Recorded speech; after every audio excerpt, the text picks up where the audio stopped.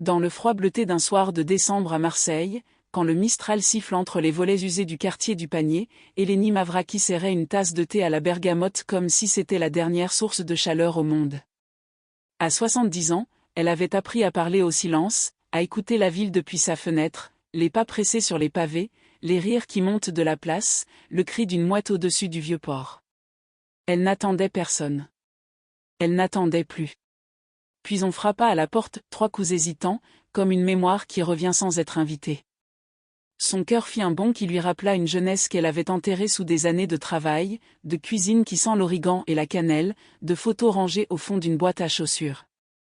Elle posa la tasse, essuya ses mains sur son tablier en lin, et ouvrit. Sur le seuil, un visage qu'elle aurait pu dessiner les yeux fermés, les pommettes de son père, le pli obstiné de sa propre bouche, les yeux d'un garçon qui avait grandi ailleurs. Nikos. Son fils. Celui qui n'avait plus donné de nouvelles depuis une vie entière. Yasu, Mana. Murmura-t-il avec un accent fêlé par les années. Derrière lui, la nuit semblait plus lourde. Pendant une seconde, Eleni eut envie de se jeter dans ses bras, de combler le gouffre avec des larmes, des excuses, le parfum rassurant d'un ragoût qui mijote. Mais la phrase vint comme une lame fine, « J'ai besoin d'argent ». Le temps se plia sur lui-même. Eleni sentit la brûlure d'une vieille cicatrice se rallumer. Et pourtant, au milieu de ce fracas muet, quelque chose en elle refusa de céder. Si son fils était revenu, même pour ça, alors l'histoire n'était pas finie. Pas encore. Avant de commencer, dites-moi d'où vous regardez cette histoire. Écrivez dans les commentaires votre ville, votre quartier, peut-être même la rue où vous avez appris à être forte. Vous êtes à Paris, Lyon, Marseille, Lille, Toulouse ou dans un petit village où l'odeur du pain chaud ouvre le matin? Partagez-le. Cette histoire parle de racines, de distance et de ces liens que le temps ne casse pas, elle est à vous autant qu'à Eleni. Quand Nikos prononça ces 4 mots, « J'ai besoin d'argent », le salon d'Eleni sembla rétrécir. Les livres alignés sur l'étagère, la nappe brodée par sa mère en Crète, la petite icône de la Vierge accrochée près de la porte, tout devint soudain trop net, trop présent, comme si chaque objet portait témoignage de la distance qui s'était installée entre une mère et son fils. Le Mistral battit un volet, dans la cuisine, la vapeur du thé s'élevait en un fil léger, têtu, qui refusait de se dissiper. « Entre, dit-elle, parce que l'hospitalité n'était pas une politesse chez elle, mais une loi du cœur. » Nikos entra, mal à l'aise, le regard fuyant, tenant sa casquette comme un adolescent pris en faute alors que ses tempes grisonnaient déjà.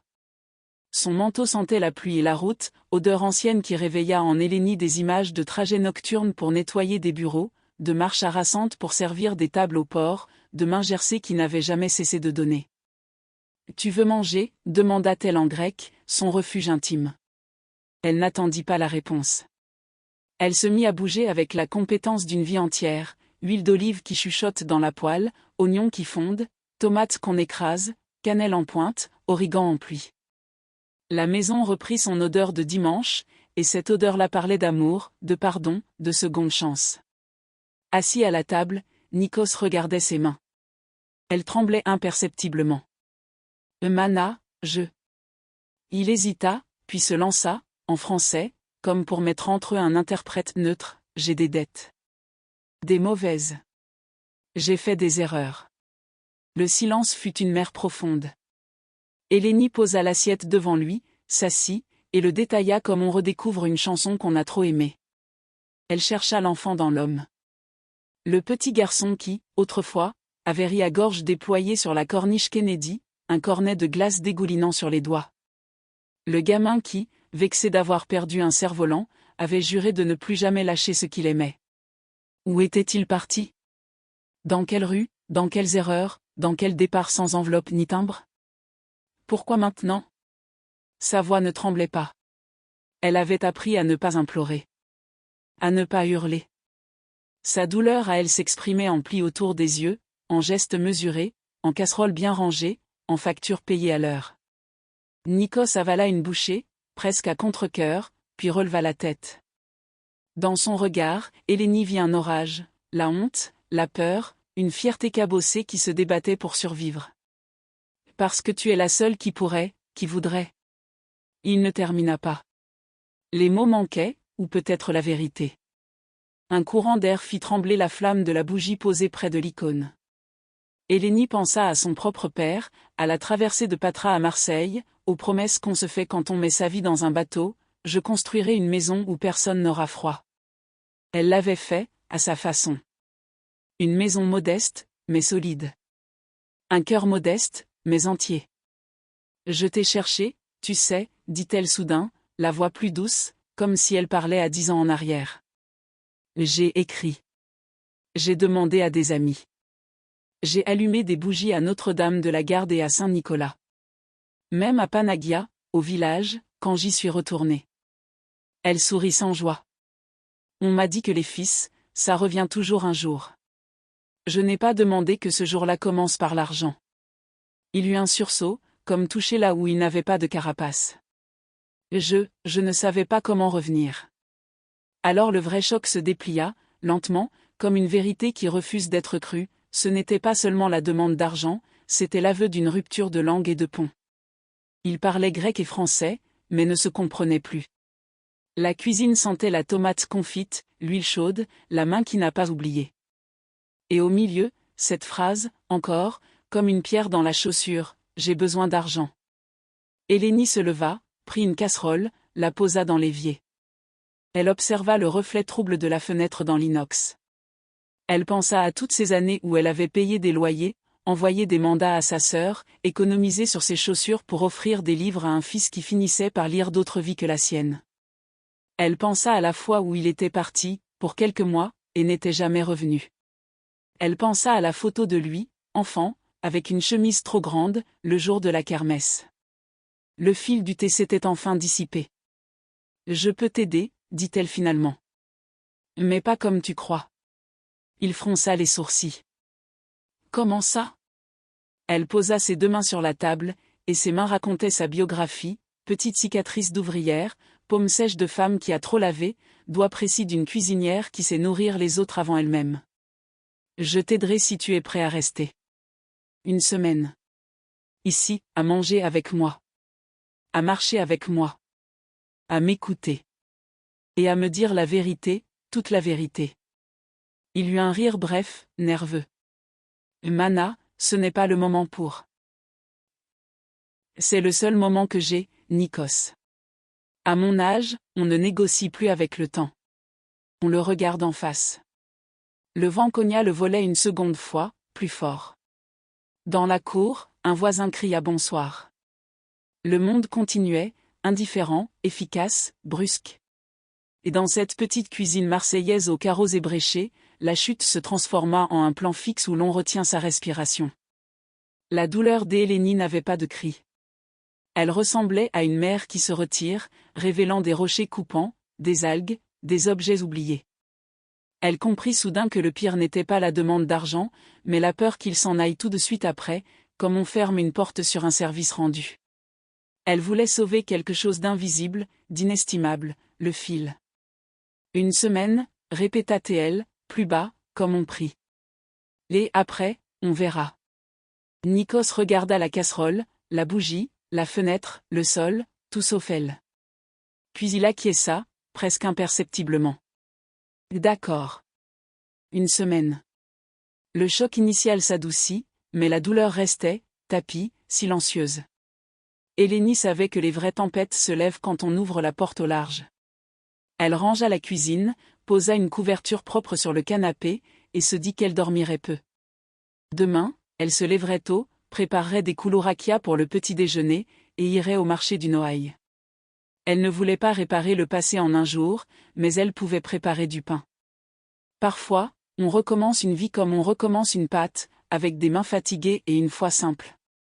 Au moment d'éteindre la lumière, elle jeta un dernier regard à son fils assoupi, la mâchoire serrée même en rêve. Reste, souffla-t-elle sans voix. Dehors, le mistral faiblissait. Dedans, quelque chose s'installait, fragile, prêt à être éprouvé. À suivre, ce premier fil tenu entre une mère et son fils résistera-t-il à la vérité du lendemain? Le marché, les souvenirs, et la condition posée par Hélénie ouvriront la porte à un tournant qu'aucun des deux n'avait prévu.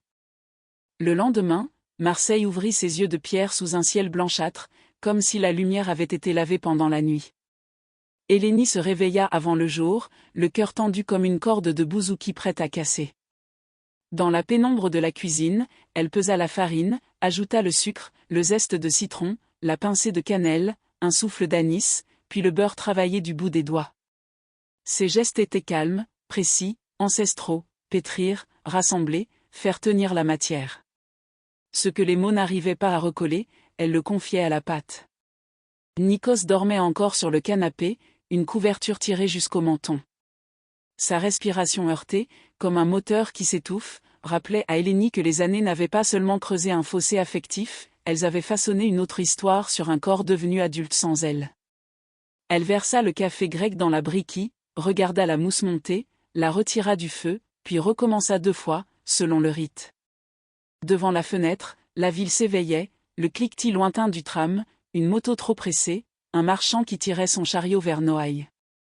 Quand l'odeur des koulourakia envahit l'appartement, Nikos ouvrit les yeux avec un sursaut, comme s'il s'attendait à entendre une porte enfoncée. « Où, quelle heure ?» demanda-t-il, encore entre deux mondes. « Tôt », répondit Eleni sans se retourner. « Il faut être tôt pour que le pain ait un sens. » Ils mangèrent presque en silence. Nikos mordit dans les biscuits, retrouva un réflexe d'enfance, mordre d'abord la partie la plus dorée. Ses épaules se détendirent un instant, à peine. « C'est bon, Mana ?» dit-il avec un sourire qui ne tenait pas, « c'est comme avant. » « Rien n'est comme avant, » dit-elle doucement. « Mais on peut faire qu'aujourd'hui ne ressemble pas à hier. » Il hocha la tête, puis détourna le regard vers la fenêtre. Là-bas, sur la colline, Notre-Dame de la Garde flottait dans une brume légère, comme une barque immobile au milieu d'un ciel pâle. Eleni suivit son regard et se souvint d'une autre brume, celle du port du Pirée, le matin où elle avait quitté la Grèce avec Yannis, le père de Nikos. Il s'était juré de revenir riche de travail et d'années, la tête haute, les mains encore propres d'amour. Le rêve s'était cassé plus vite que prévu, Marseille avait avalé Yannis dans un chantier, puis dans une fatigue qui s'était changée en silence, puis en départ. Un jour, il avait glissé « Je reviens » et n'était pas revenu. Eleni ne l'avait pas attendu, elle avait attendu mieux que lui. Elle avait attendu que la vie l'écoute. À Noailles, l'air sentait la coriandre, le cumin, la menthe écrasée sous les doigts des marchands. Eleni guida Nikos dans la foule serrée, lui tendit un cabas. « Tiens, porte. » Il obtempéra, maladroit. « Tu fais ça tous les jours ?» ?»« Pas tous. Assez pour qu'on me reconnaisse. » Un épicier d'Égypte la salua en la taquinant, « Eleni. Aujourd'hui, tu me dois une chanson si tu veux mes meilleures tomates. » Elle rit, acheta quand même les meilleures, glissa un regard vers Nikos. Il semblait étranger à cette familiarité, comme s'il avait oublié que sa mère appartenait à un monde et que ce monde l'aimait à sa façon avec des tomates charnues, des bouquets de persil offerts, un prix arrondi par amitié. Chemin faisant, la douleur s'épaissit entre eux, tangible comme une corde tendue à laquelle personne n'osait mettre la main. Eleni ne posait pas de questions directes, elle attendait que le temps, pareil à une eau tiède, ramollisse la pudeur. Mais chaque détail venait piquer le cœur, l'œil de Nikos qui évitait le sien, sa façon de pousser le cabas du pied comme s'il portait un poids plus lourd que des légumes, sa nuque trop raide, ses coups d'œil furtifs à son téléphone, écran fissuré, messagerie silencieuse. De retour à l'appartement, elle prépara un ragoût de haricots géants à la tomate, le gigante, comme le faisait sa mère en Crète lors des jours froids. Elle aligna les assiettes, plia des serviettes le même pli depuis 40 ans, mit de la musique très douce, une vieille voix de rebético qui racontait la mer et les départs. La douleur grandissait, non parce que Nikos demandait, mais parce qu'il ne demandait plus rien d'autre. Comme si le fil de leur conversation n'avait qu'un seul nœud, l'argent. Ils s'asseyaient, mangeaient, regardaient la table, puis levaient les yeux pour se taire. L'après-midi, sous prétexte d'acheter des citrons, il sortit 1 heure. Eleni resta seule dans la cuisine vidée de bruit. Elle lava la casserole en silence, essuya les verres, arrangea les fleurs d'une vieille carafe. Sa solitude ne ressemblait plus à la solitude d'avant, elle avait la forme d'une présence absente, d'une chaise occupée par un fantôme. Quand Nikos revint, son odeur portait encore la rue, tabac froid, café serré, un parfum étranger. Elle ne demanda pas. Pas encore. Le deuxième jour, la Gêne prit la place du Mistral. Ils marchèrent jusqu'au vieux port, regardèrent les bateaux se balancer doucement, se laissèrent happer par le reflet du ciel dans l'eau, comme on cherche une réponse dans un miroir trouble. « Tu te souviens ?» demanda Hélénie. « Une fois, tu avais jeté ton cerf-volant dans l'eau en disant que la mer le rendrait plus fort. Et c'était vrai ? Non. Mais tu y as cru 2 jours. Parfois, c'est assez pour survivre. » Ils s'assirent sur un banc. Des touristes prenaient des photos, des enfants couraient après des pigeons. La ville semblait vivre sans eux, comme un théâtre qui n'a pas besoin de spectateurs pour jouer. Hélénie sentit une fatigue dévaler ses épaules. Elle pensa à toutes ces femmes qu'elle croisait au marché, mères d'ici ou d'ailleurs, qui portaient dans leurs sacs non seulement des légumes, mais des histoires lourdes de fils perdus, de filles fâchées, de départs mal refermés. Elle n'était pas seule. C'était une consolation froide, mais une consolation quand même. Le soir, Nikos prit la parole de lui-même, la voix basse. « Mana, je dois rembourser des gens. » « Quels gens ? » ?»« Pas des banques. » La phrase resta suspendue comme une lame. « Ils t'ont fait mal ? » ?»« Pas encore. » Hélénie sentit le vide s'ouvrir sous ses pieds. Elle revit Nikos enfant, essayant de grimper à une échelle trop haute, refusant d'entendre qu'il pouvait tomber. Elle posa sa main sur la table entre eux. « Reste ici ce soir. Ne sors pas. » Il haussa les épaules. « J'ai dit que je resterais 1 semaine. Je reste. » La promesse n'avait pas la chaleur d'un foyer, elle sonnait comme un contrat. Et la douleur d'Hélénie se fit plus fine, plus aiguë, comme un froid qui s'insinue dans les os. Elle rangea la vaisselle, éteignit la lumière, resta un moment debout devant l'icône, à regarder la flamme minuscule lutter contre l'ombre. « Vierge, murmura-t-elle, je ne te demande pas de me rendre mon fils d'avant. Donne-moi juste la force de ne pas le perdre maintenant. » Le 3e jour, ils prirent le bus pour le quartier grec, rue de la Grande Armée, où quelques vieilles boutiques vendaient encore des pâtes Kratista, des olives de Kalamata, des feuilles de vigne. La commerçante, une femme ronde aux cheveux tirés en chignon, reconnut Hélénie et lui offrit un morceau de loukoum. « Pour la douceur, dit-elle. Puis, voyant Nikos, elle cligna de l'œil. « Ton garçon ? Il a tes yeux. » Hélénie sourit, sentit une brûlure derrière les paupières. « Oui. Il a mes yeux. Mais je ne sais plus s'il voit par les miens. » Sur le chemin du retour, la pluie commença, fine, persistante, une pluie de sud qui colle aux cheveux et aux pensées. Nikos marcha devant, trop vite, comme s'il fuyait quelque chose. Devant l'immeuble, il s'arrêta net. 2 hommes étaient appuyés contre la porte, imperméable sombre, visage neutre. « Bonsoir, dit l'un, poli. Nous cherchons Nikos Mavraki. » Le nom eut un bruit de verre brisé dans la poitrine d'Hélénie.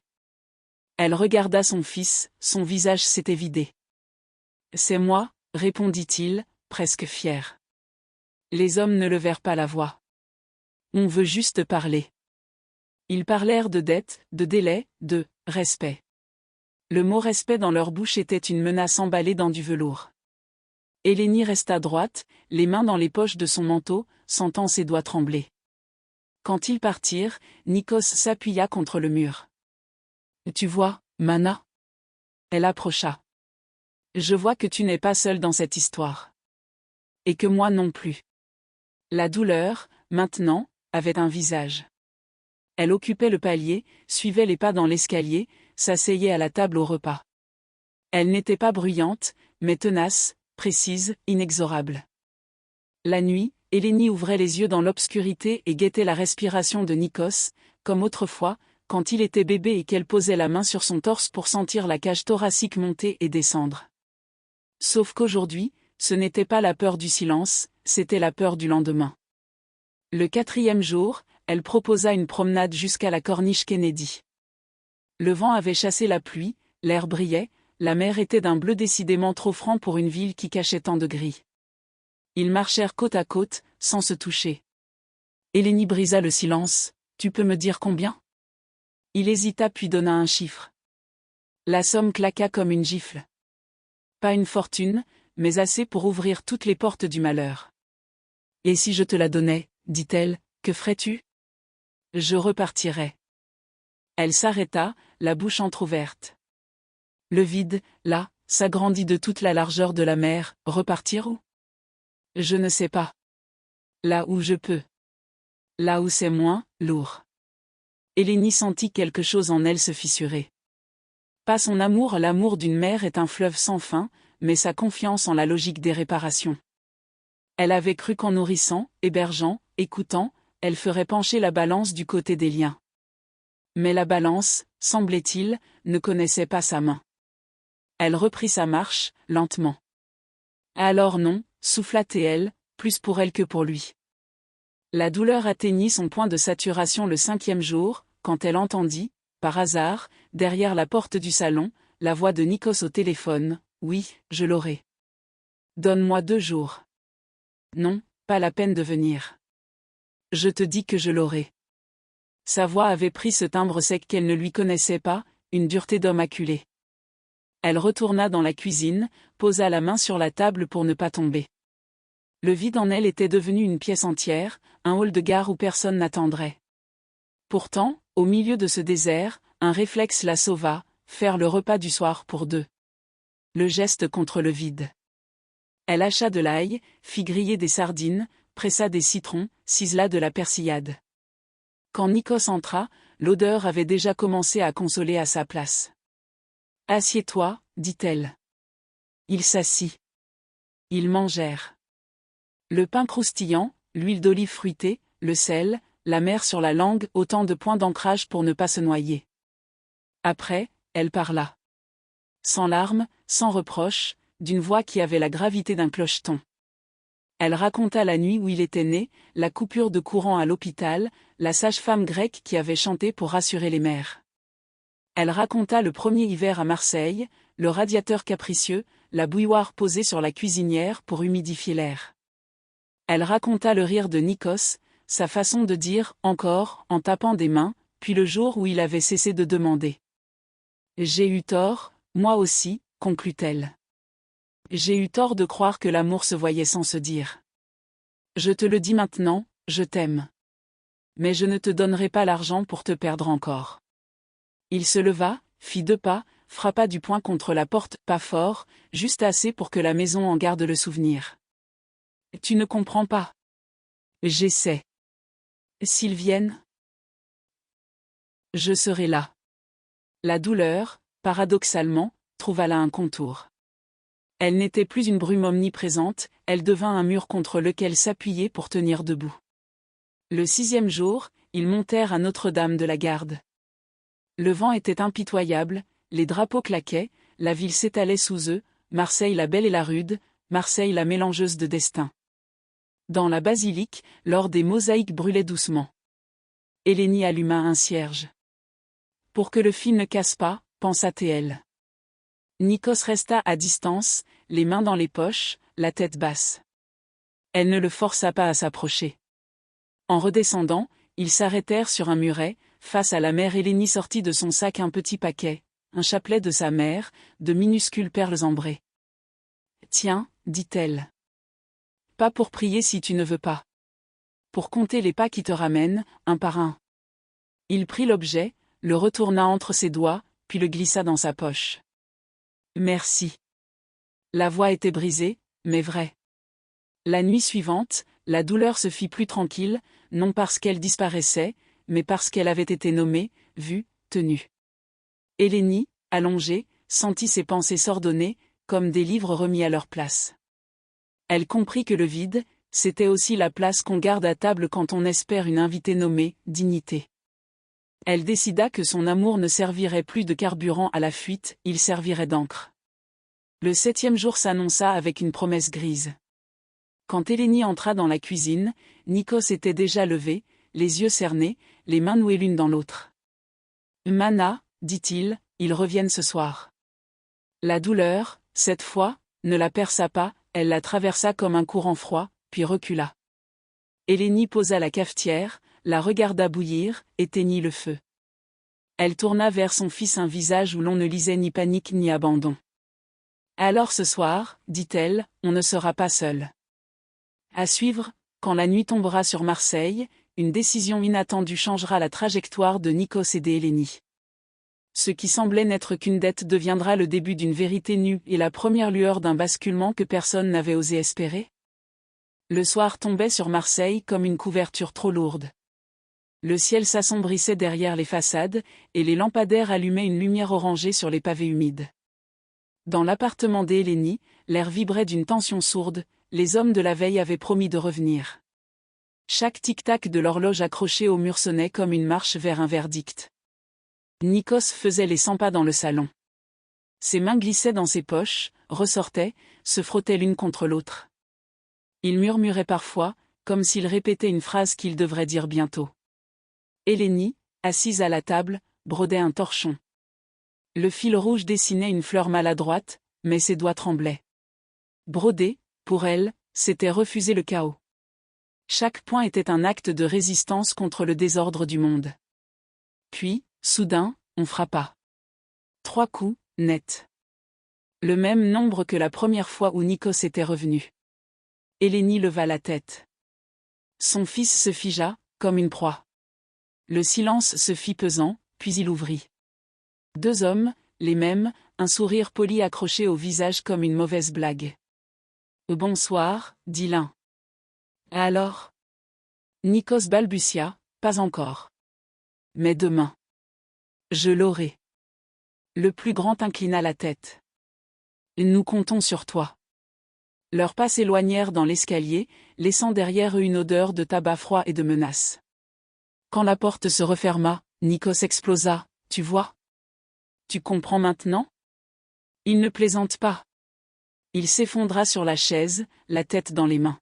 « Je suis coincé, Mana. Coincé. » Hélénie posa son torchon. Ses yeux se remplirent d'une lumière nouvelle. Non pas celle de la peur, mais d'une lucidité ferme. Non. Tu n'es pas coincé. Tu crois l'être. Il releva la tête, furieux. Et qu'est-ce que tu veux que je fasse ? Tu crois qu'on sort de ça en faisant des koulourakia ? Elle ne sia pas, on sort de ça en décidant de ne plus courir. Le silence se fit à nouveau, mais cette fois il avait une autre couleur. Hélénie s'approcha de lui, posa sa main sur son épaule. Son geste avait la force d'une promesse. Tu es revenu. Même pour de mauvaises raisons, tu es revenu. C'est notre chance. Si tu pars encore, tu ne reviendras pas. Alors choisis, l'argent ou la vérité. Nikos éclata en sanglots. Un homme adulte, marqué par la vie, pleurant comme un enfant qu'on a trop longtemps laissé seul. Ses larmes trempaient la table, ses épaules secouées libéraient des années de murs intérieurs. Hélénie caressa ses cheveux gris, sentant son cœur se fissurer et se recoller à la fois. « Mon fils » murmura-t-elle. « Même quand tu ne m'écrivais pas, je t'aimais. Même quand tu disparaissais, je t'attendais. Mais si tu veux vivre, il faut que tu arrêtes de fuir. » Dans ce basculement, quelque chose changea. La peur ne disparut pas, mais une brèche s'ouvrit. Nikos, pour la première fois, parla vraiment. Il raconta les années d'errance, les dettes accumulées, les mauvaises fréquentations, les espoirs ratés. Il parla jusqu'à ce que sa voix s'éteigne, comme une mer qui dépose enfin ses vagues sur le rivage. Hélénie, elle, écouta sans l'interrompre. Elle recueillait ses mots comme on recueille de l'eau après la sécheresse, avec reconnaissance, mais aussi avec la conscience que cette eau pourrait encore inonder. Lorsqu'il se tut, elle alluma une bougie et la posa entre eux. Voilà. Ça, c'est la lumière. Si tu veux, on la garde. Si tu refuses, elle s'éteindra toute seule. Mais moi, je suis prête à la protéger. Nikos resta silencieux longtemps. Puis il murmura, « Je ne veux plus courir. » Cette phrase, simple, devint un tournant. Le choc n'était plus la demande d'argent, mais la révélation qu'il pouvait encore choisir. Hélénie se leva, prépara du thé, et sentit pour la première fois depuis des décennies que l'avenir, même fragile, avait un parfum. La nuit passa sans que les hommes reviennent. Le jour suivant se leva clair. Et dans ce matin, une promesse se formait déjà, l'amour pouvait redevenir une arme. Hélénie et Nikos devront transformer cette confession en acte. Mais la lutte ne fait que commencer. et Marseille deviendra le théâtre d'une bataille silencieuse entre le passé et la possibilité d'un avenir.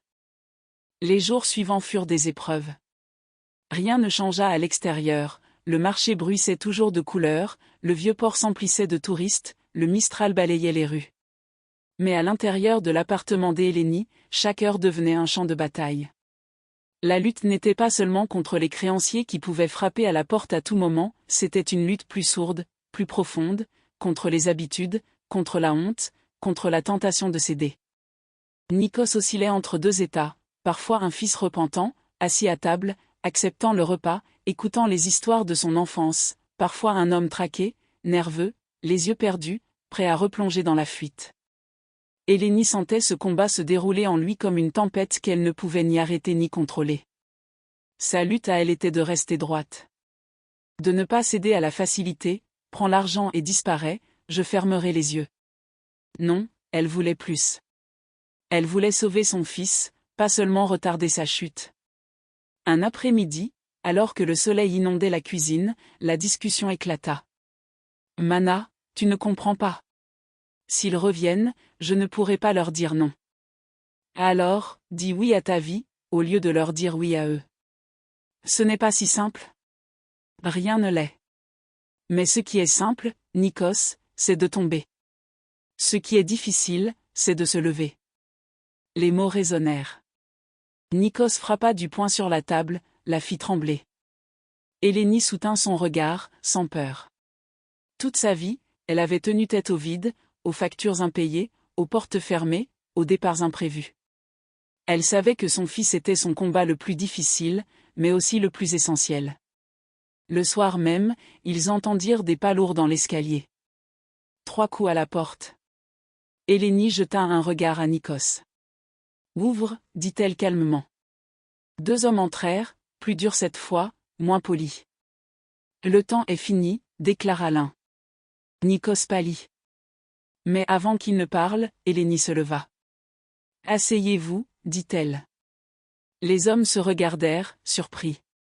Elle servit du café, comme on fait en Grèce aux étrangers, même aux ennemis.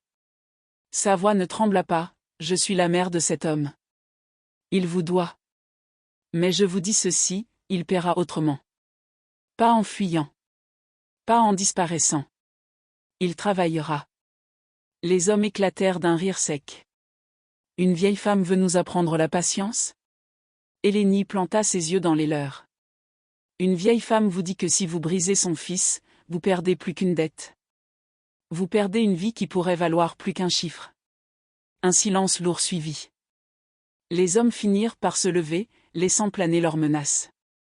1 semaine de plus. Pas davantage. La porte claqua. Ce soir-là, Nikos s'effondra. « Pourquoi tu fais ça ?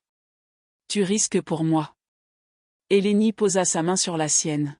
« Parce que je ne risque rien. Le vrai danger, ce serait de rester immobile. » La lutte interne et externe s'entremêlait désormais. Nikos se battait contre lui-même. Hélénie se battait contre le monde. Et Marseille, indifférente, continuait de respirer autour d'eux. Mais au fond de cette bataille, une lueur persistait, la possibilité de transformer la dette en chemin, la honte en vérité, la peur en courage. La première saveur de victoire viendra, fragile mais réelle. Car parfois, au milieu des menaces, une petite victoire suffit à changer le cours d'une vie. Le matin suivant, l'air de Marseille avait quelque chose de neuf. Le soleil entrait par la fenêtre de la cuisine, dessinant des carrés dorés sur la table en bois. Hélénie, comme toujours, s'était levée avant son fils. Elle préparait du café grec, mais cette fois avec un sourire discret. La nuit avait été lourde, pleine de cauchemars et de menaces murmurées dans le couloir de son esprit, mais au réveil, elle avait senti une conviction, il fallait agir. Quand Nikos apparut, les yeux cernés, le corps voûté, Hélénie lui tendit une assiette. « Aujourd'hui, on va travailler. » Il leva un sourcil, étonné. « Travailler ? Où ça ? » Elle essuya ses mains sur son tablier et dit simplement, « Avec moi. Tu verras. » Ils sortirent ensemble. Le vieux port brillait sous la lumière claire, les bateaux blancs alignés comme des enfants sages. Hélénie l'emmena jusqu'à une petite taverne grecque où elle avait toujours prêté main forte quand elle en avait le temps. Le patron, un vieil ami de Crète, l'accueillit avec chaleur. « Hélénie, tu m'apportes du soleil encore aujourd'hui. » Puis son regard tomba sur Nikos. « C'est ton fils ?» Elle hocha la tête. « Oui. Il a besoin de travail. » Sans poser de questions, l'homme donna à Nikos un tablier. « Mets-toi derrière le bar. Tu apprendras vite. » Nikos, maladroit d'abord, se mit à nettoyer des verres, à servir de l'eau, à sourire timidement aux clients. Ses gestes manquaient de fluidité, mais chaque effort sonnait comme une petite victoire. Hélénie le regardait de loin, ses mains serrées l'une dans l'autre, et elle sentit une chaleur nouvelle dans sa poitrine. Son fils, enfin, faisait autre chose que demander. À la fin de la journée, le patron lui glissa quelques billets dans la main. Pas beaucoup, mais c'est un début. Nikos regarda l'argent, ému, presque honteux. Il leva les yeux vers sa mère. « Mana, j'ai gagné ça moi-même. » Hélénie sourit, les yeux brillants. « Oui. Et tu ne peux pas imaginer comme c'est beau de te voir dire ça. » Ce fut le premier goût de victoire, pas l'argent, mais la dignité retrouvée. Nikos marchait plus droit en rentrant à l'appartement. Ses pas avaient un rythme nouveau, comme une musique qui recommençait après une longue pause. Le soir, ils partagèrent un repas simple, pain frais, olives, fromage. Mais chaque bouchée avait un goût différent. Le goût de l'effort, du possible, de la renaissance. Hélénie observa son fils et pensa, voilà. C'est ainsi que la vie revient. Non pas d'un coup, mais morceau par morceau. Pourtant, derrière cette joie fragile, elle savait que le combat n'était pas terminé. Les créanciers reviendraient. Le passé rôderait encore. Mais ce petit moment, ce premier pas, suffisait à éclairer la nuit. Nikos, en rangeant son tablier, déclara avec une conviction nouvelle, « Je veux continuer. Je veux leur montrer, et me montrer à moi-même, que je peux me relever. » Hélénie posa une main sur son épaule. « Alors, demain, nous irons encore. » Un jour après l'autre. La victoire n'était pas totale, mais elle était là, dans la lumière des yeux de Nikos, dans la fierté silencieuse d'Hélénie, dans ce fil renoué entre une mère et son fils. Avec cette première victoire viendra l'expansion, de nouvelles conquêtes inattendues, mais aussi le risque de croire que tout est gagné trop tôt. Les jours suivants prirent un rythme inattendu. Chaque matin, Hélénie et Nikos descendaient ensemble les escaliers de l'immeuble, traversaient les rues encore fraîches de Marseille, et rejoignaient la petite taverne grecque. Le patron, amusé, répétait souvent, « Voilà, vous êtes comme deux marins qui reviennent au port chaque jour avec un filet un peu plus plein. » Nikos apprit vite. Ses mains, autrefois tremblantes de peur, trouvèrent une assurance nouvelle en essuyant les verres, en coupant le pain, en apportant des assiettes fumantes aux clients. Les habitués commencèrent à lui sourire, à lui dire « merci », à lui poser des questions simples. Et chaque sourire reçu était une petite victoire de plus, une conquête silencieuse. Un soir, après le service, le patron fit signe à Nikos de rester. « Tu as du potentiel, garçon. Pas seulement derrière un bar. Tu as l'œil pour parler aux gens. Si tu veux, je peux t'apprendre à gérer les commandes, à parler aux fournisseurs. » Nikos hésita, surpris, puis accepta. Dans son regard, Hélénie vit naître une flamme qu'elle croyait éteinte depuis longtemps, la flamme de l'envie. Peu à peu, leur quotidien s'élargit. Nikos retrouva le goût de marcher dans la ville, d'observer les rues, les marchés, les odeurs d'épices et de poissons frais. Il parlait davantage, racontait ses années perdues, et parfois, il riait. Un rire rugueux, cabossé, mais vrai. Pour Hélénie, c'était une conquête immense, réentendre la voix de son fils libéré du poids de la dette. Elle, de son côté, reprit confiance. Ses voisines la voyaient passer avec son fils, et elle hochait la tête en souriant. Certaines disaient même, on croyait qu'il ne reviendrait jamais. Hélénie ne répondait pas, mais au fond d'elle, elle sentait grandir une fierté tranquille. Elle n'était pas seulement une mère qui avait souffert, elle devenait le témoin d'un miracle ordinaire. Un dimanche, ils montèrent encore à Notre-Dame de la Garde. Mais cette fois, Nikos entra dans la basilique. Il resta debout, silencieux, les yeux levés vers la mosaïque dorée. Hélénie l'observa de loin, et son cœur se gonfla. Elle comprit que ses prières ne changeaient peut-être pas le passé, mais elles ouvraient un futur. La plus grande conquête arriva un soir, quand Nikos posa ses mains sur la table et dit « Mana, je veux rembourser moi-même ce que je dois. Pas avec ton argent. Avec le mien. » Ces mots tombèrent comme une victoire éclatante. Hélénie sentit ses yeux se remplir de larmes, mais des larmes claires, de celles qui lavent au lieu de brûler. La semaine suivante, ils remirent ensemble une première petite somme aux créanciers. Les hommes, surpris, n'avaient pas prévu que la dignité aurait cette forme. Ils prirent l'argent, grognèrent, et partirent. Ce n'était pas la fin, mais c'était le début d'une libération. Chaque billet gagné devenait une arme contre le passé. Chaque sourire partagé devenait une conquête sur la peur. Et chaque repas à deux reprenait la saveur d'un monde reconstruit pierre après pierre. Mais dans cette expansion, Hélénie savait aussi que le danger n'était pas fini. La vie, parfois, met à l'épreuve ceux qui commencent à relever la tête. Et plus les conquêtes s'agrandissaient, plus la tentation du retour en arrière grandissait aussi. Cette pensée l'accompagna une nuit où elle vit Nikos, les yeux ouverts dans l'obscurité, le visage perdu. Elle comprit alors que la route n'était pas droite, elle serpentait encore entre les pièges et les vieilles ombres. Les nouvelles conquêtes de Nikos et d'Hélénie seront bientôt menacées par des défis plus grands. Car grandir, ce n'est pas seulement gagner, c'est apprendre à ne pas tout perdre quand la tempête revient. La routine de travail avait redonné des couleurs à la vie d'Hélénie et de Nikos. Mais avec chaque victoire venait un nouveau défi. Car grandir n'est jamais sans douleur. Les dettes diminuaient lentement, les créanciers acceptaient, à contre-cœur, les remboursements.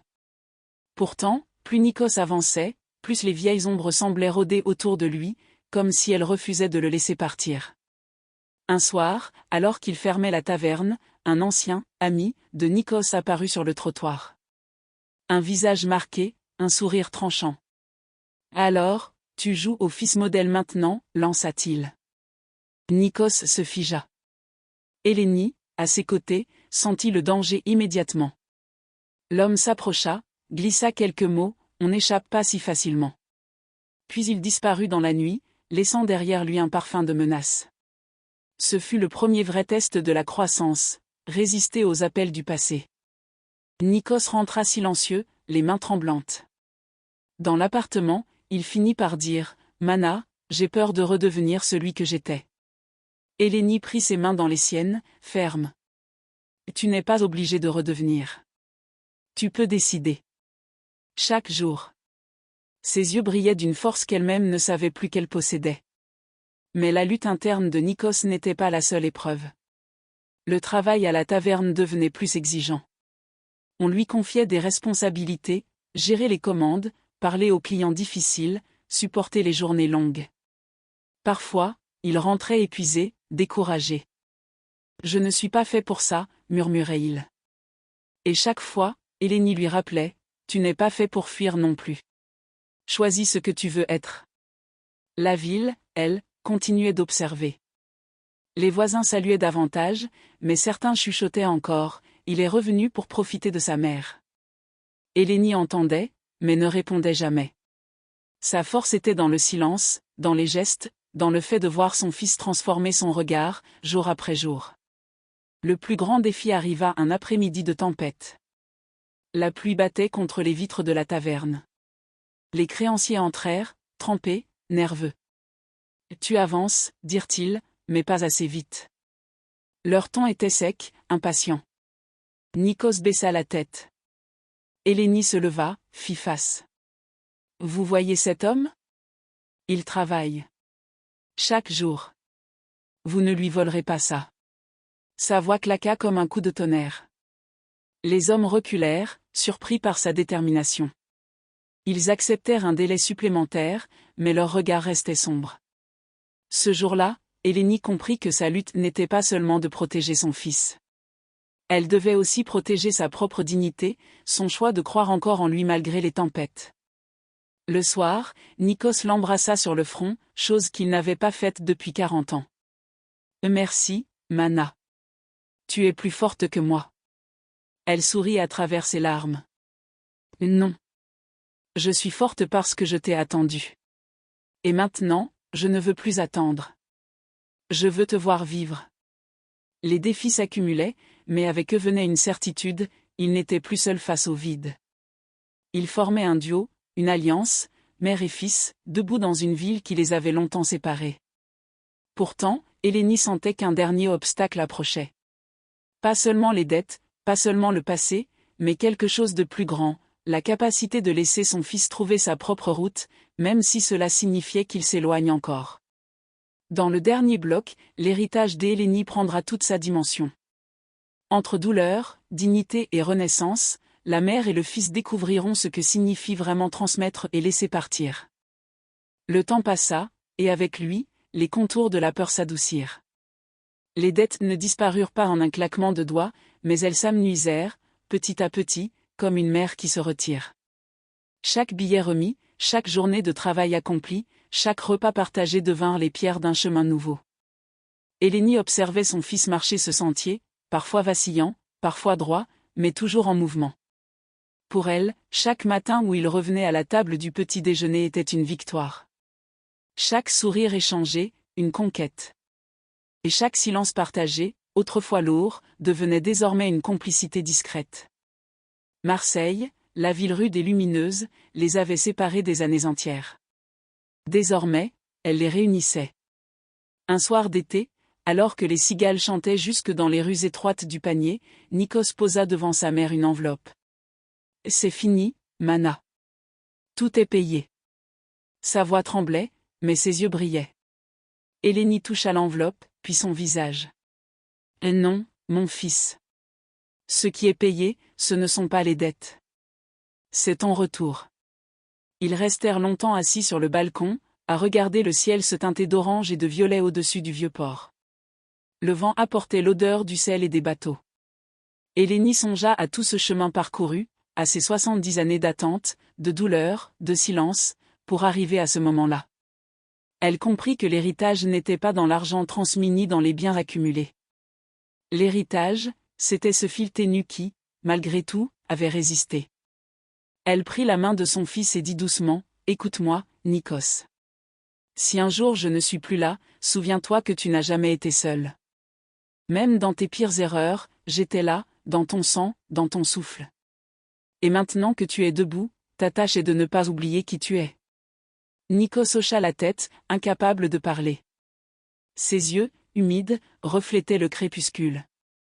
Il comprenait, enfin, que sa mère ne lui offrait pas seulement le pardon, mais une mission, vivre avec dignité, ne plus se trahir lui-même. Ce fut là la plus grande victoire d'Eleni. Non pas d'avoir donné de l'argent, mais d'avoir transmis une force, une mémoire, une racine. Elle avait résisté aux tempêtes, elle avait supporté le vide, et elle avait choisi l'amour sans naïveté, avec lucidité. Son message à lui, et au monde, était simple, on peut toujours recommencer, même à 70 ans. Même quand tout semble perdu. Cette nuit-là, avant de s'endormir, Eleni alluma une bougie devant l'icône de la Vierge. La flamme dansa doucement, éclairant son visage apaisé. Elle ferma les yeux et murmura, « Merci. » Dehors, Marseille respirait, indifférente et vivante. Dedans, une mère et un fils, enfin réconciliés, savaient que l'avenir, fragile mais possible, appartenait encore à leurs pas. Ne croyez jamais que l'âge ou la douleur mettent fin au recommencement. Même après des décennies de silence, un fil peut se renouer. Même dans la nuit la plus lourde, une lumière peut renaître. Et parfois, le plus grand héritage n'est pas ce qu'on laisse, mais ce qu'on transmet dans un regard, dans une main posée, dans une parole dite au bon moment.